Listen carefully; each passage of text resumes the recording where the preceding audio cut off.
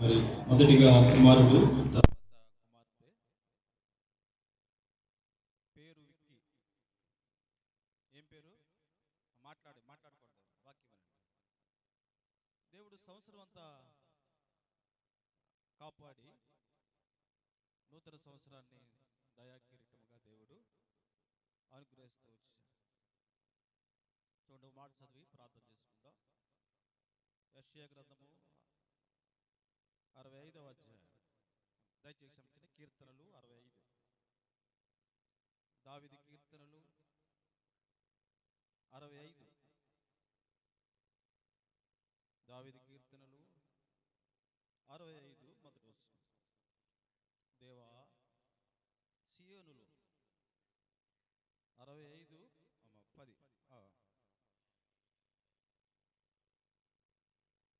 సంవత్సరమున నీ దయా కిరీటమును ధరింపజేయుచున్నావు. చాలు, చదవబడిన భాగమును దేవుడు దీవించి ఆశీర్వదించును కాక. సంవత్సరమును చెప్పండి, ఏం కిరీటం? దయా కిరీటమును ధరింపజేసి ఉన్నావు. కాబట్టి దయ అనే కిరీటము దేవుడు మన ఎడల చూపించాడు.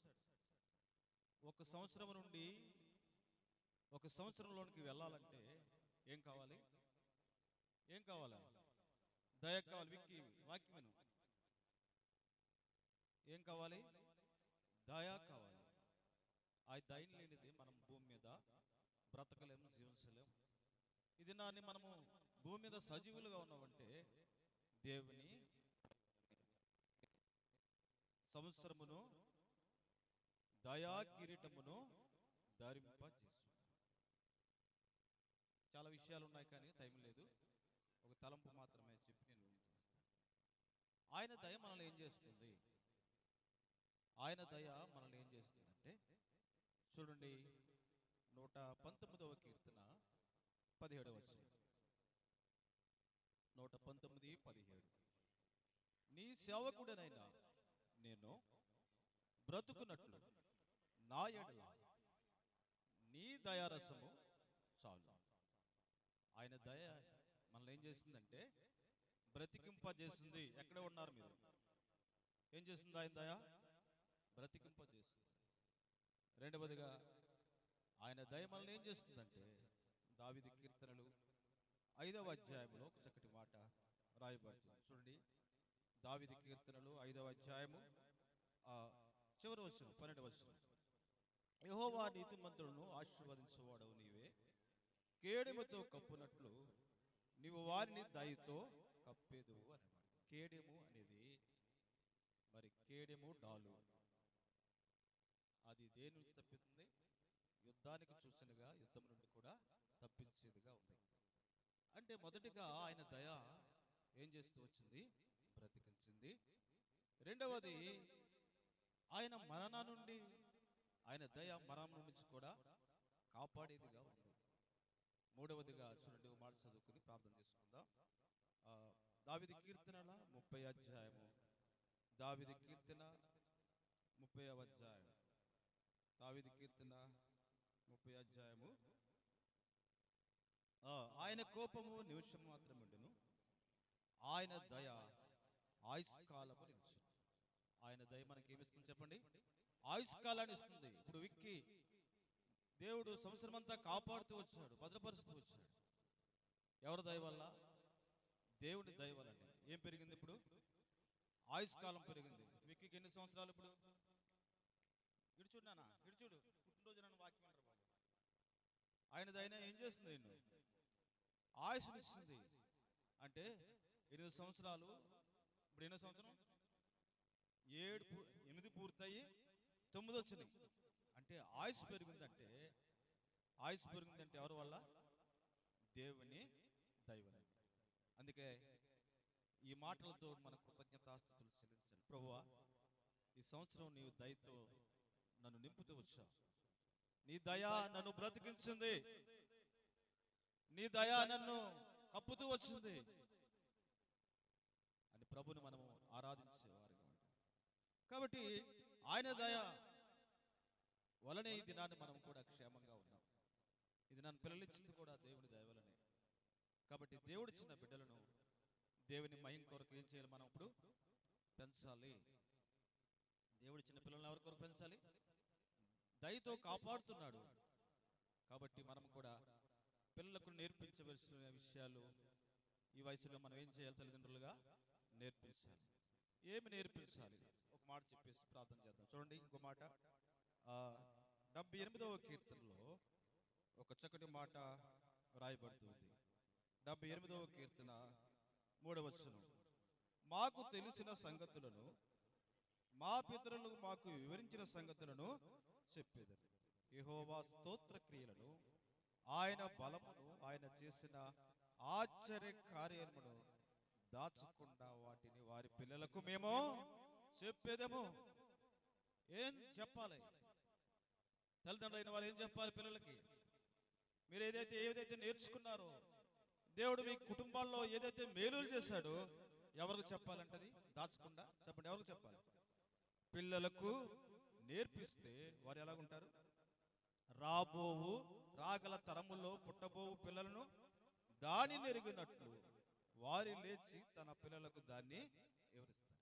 కాబట్టి మనం చెప్పవలసింది ఏంటంటే, దేవుని విషయాలు పిల్లలకి ఏం చేయాలి? నేర్పించాలి. ఏం నేర్పించాలి చెప్పండి? పిల్లలకి ఏం నేర్పించాలా? ఆణుతన్ను, మామంతన్ను, ఈయనతన్ను, ఆణుతన్ను కాదు. మనం నేర్పించేది ఏంటంటే తండ్ర మామన్ తండ్ర అంట, ఏదైనా లేకపోతే ఈయన తండ్ర అంట, లేకపోతే మా ఆయన ఎప్పుడు ఇస్తారా, పిల్లని ఎప్పుడు ఇస్తారని అడుగుతాం. అవి కాదు నేర్పించవలసిన విషయాలు. ఒక శిక్షణలో మనం పిల్లలకి నేర్పించాలి, భయభక్తులు నేర్పించాలి. ఇదివరకు దినాల్లో ప్రార్థన చేసేటప్పుడు తల్లిదండ్రులు, నేను గృహాలు నాన్నగారు ఉండే సమయం వెళ్ళినప్పుడు ప్రార్థన చేసుకున్నప్పుడు మోకరించి తల్లిదండ్రులు ప్రార్థన చేసుకునేవారు. ఆ పిల్లలు ఏం చేసేవారంటే మోకరించేటప్పుడు పిల్లలు మేకపల్లి కూర్చునేవారు. ఇప్పుడు ప్రార్థన చేసేటప్పుడు ఆ తల్లి ప్రార్థన చేసుకుంటుంటే ఆ చిన్న పిల్లలు ఈపు మీద ఎక్కి కూర్చునేవారు. ఆ అలవాటు కూడా పిల్లలు ఏం చేస్తారు? నేర్చుకుంటారు. ప్రార్థనలో నువ్వు తల్లిదండ్రులు ఉంటే పిల్లలు ఎక్కడుంటారు? ప్రార్థనలో ఉంటారు. నువ్వు కబుర్లు చెప్పుకుని సెల్ఫోన్ చూస్తే పిల్లలు ఏం చేస్తారు? ఆడు సెల్ఫోన్ చూస్తూ ఉంటాడు. తల్లిదండ్రులు బట్టే పిల్లలు కూడా నేర్చుకునేది. ఇది మన పిల్లలు నేర్చుకోవాలంటే తల్లిదండ్రులు ఎలా ఉండాలి? క్రమమైన రీతిలో ఉండాలి. కాబట్టి అబ్రహాము కూడా రాబోయే తరములకు ఒక సూచనగా ఉంటూ వచ్చాడు. మనం కూడా మనకిచ్చిన పిల్లలను ఒక సూచనగా మనం పెంచాలి. ఈ పిల్లలు వర్ధిల్లాలంటే ఎక్కడ ఉండాలంటే దేవుని సన్నిధిలో ఉండాలి. ఎక్కడ ఉండాలి? దేవుని సన్నిధిలో. దేవుని సన్నిధిలో ఉన్నప్పుడు మాత్రమే మీ బిడ్డలు ఆశీర్వదించబడతారు, దీవించబడతారు. సరే, అనేక విషయాలు ఉన్నాయి. ఇంకా మన పిల్లలు ఆశీర్వదించబడాలంటే రేయి మొదటి జామున లేచి తల్లిదండ్రులైన వారు ఏం చేయాలి? ప్రార్థన చేయాలి. రేయి మొదటి జామున లేచి ఏం చేయాలి? ప్రార్థన చేయాలి. విక్కీ మేము కుటుంబ ప్రార్థన చేసుకున్నప్పటికీ మాకంటే ముందు లేచిపోతాడు. లేచిపోయి ఆ గేట్లు తీసేస్తాడు, ఇది తీసేస్తాడు, అన్ని మొత్తం మేము లేకముందు అన్ని తీసేస్తాడు. కుటుంబ ప్రార్థనకు మాత్రం రాడు, కానీ గేట్లు మాత్రం తీస్తాడు. కాబట్టి ఇంట్లో కూడా మీరు ఏం చేయాలా? మీ నలుగురు కూర్చుని ఎంతమంది ఉంటే కుటుంబ ప్రార్థన నేర్చుకోవాలి, నేర్పించాలి పిల్లలకి. మనం ఏదైతే నేర్పిద్దాం పిల్లలు అదే నేర్చుకుంటాం. కాబట్టి మరి మన పిల్లలు దేవుని కొరకు పెంచాలి. పిల్లలు ఇచ్చింది అందుకే మోషేను నా కొరకు పాలిచ్చి పెంచుడి అంటున్నాడు. కాబట్టి మనకి ఇచ్చిన పిల్లలను దేవుని కొరకు సూచనలుగా పెంచాలి, మహిమ కొరకు పెంచాలి. యెషయా భక్తుడు అంటాడు, ఇదిగో నేను యెహోవా నాకు ఇచ్చిన పిల్లలను ఎలాగున్నారు? సూచక్రియలుగా ఉన్నారు. ఆ రీతిగా మరి బిడ్డలు మనం పెంచినప్పుడు బిడ్డలు ఆశీర్వదించబడదు, దీవించబడదు. తర్వాత విక్కీని కూడా మరి మంచి తలాంతులు ఉన్నాయి విక్కీకి. ఇంట్లో మీరు ఎక్కడికి వెళ్ళిపోయారమ్మా? విక్కీకి తెలుసా? విక్కీని ఇప్పుడు చూద్దరు కానీ మంచి తలాంతులు ఉన్నాయి. అందులో మొదటి తలాంతు ఏంటంటే అల్లరి బాగా చేస్తాడు. ఏం చేస్తాడు? అల్లరి చేసినా పర్వాలేదు, కానీ చిన్నపిల్లలు కాబట్టి మందిర్లోకి వచ్చిన తర్వాత పాటలు బాగా పాడతాడు. వచ్చిన రాపోయిన అందరితో కలిసి ఏం చేస్తాడు? చక్కగా పాటలు పాడతాడు. రానుదిన పిల్లలు అల్లరి చేస్తారనుకోండి, వారి కొరకు మనం ప్రార్థన చేయాలి, మన శిక్షణలో పెంచుకోవాలి.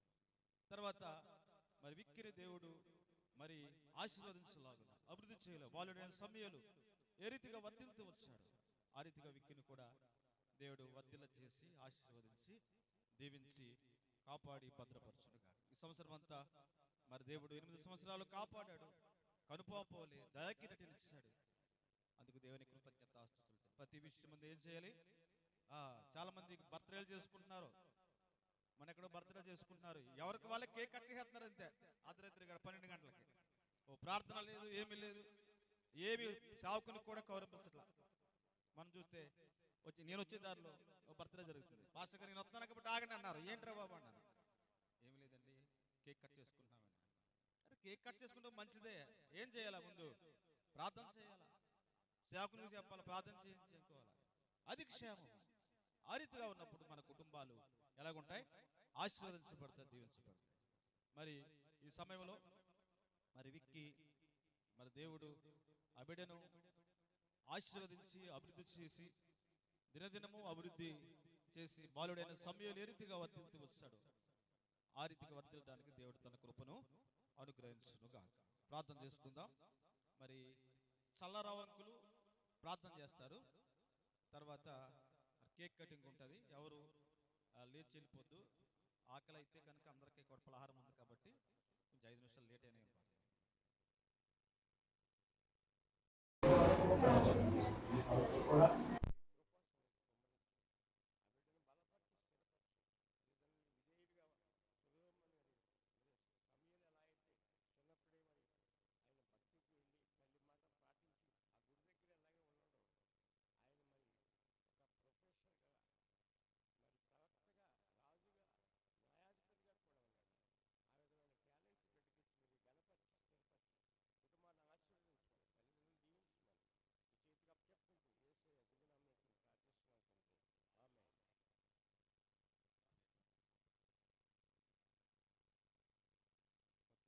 దయచేసి కూర్చొని పిల్లలందరూ రావాలి. జూలంటి కూడా చిన్న ప్రార్థన చేస్తుంది, చిన్న ప్రార్థన. మహాపరిశుద్ధుడును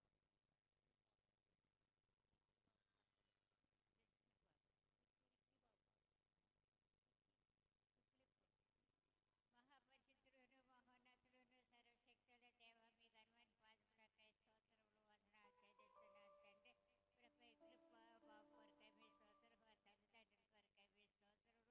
ఆ బాబుకు మరొక సంవత్సరం నూతనంగా ఇచ్చినందుకై మీ కొందరములు చెల్లిస్తున్నాను. వారి వయసునందరూ జ్ఞానమునందరూ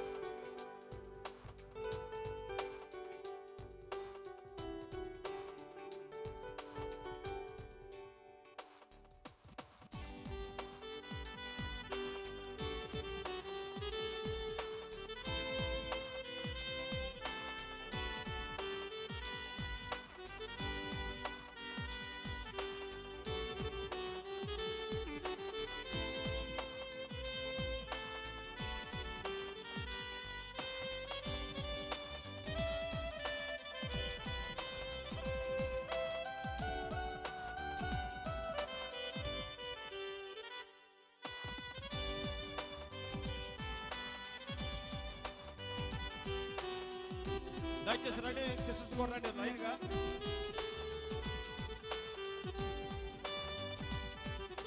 వెంకట్రావు గారు, ప్రసాద్ అన్న, తర్వాత ఓసురా తమ్ముడు, ఓసురా రావాలి, అందరూ రావాలి. రవి రవి కూడా రండి. తర్వాత మరి సిస్టర్స్ వస్తారు. అదే తర్వాత ప్రార్థన చేసుకోవచ్చు. రావాలి. మన నీ దయ లేనిదే నీ కృప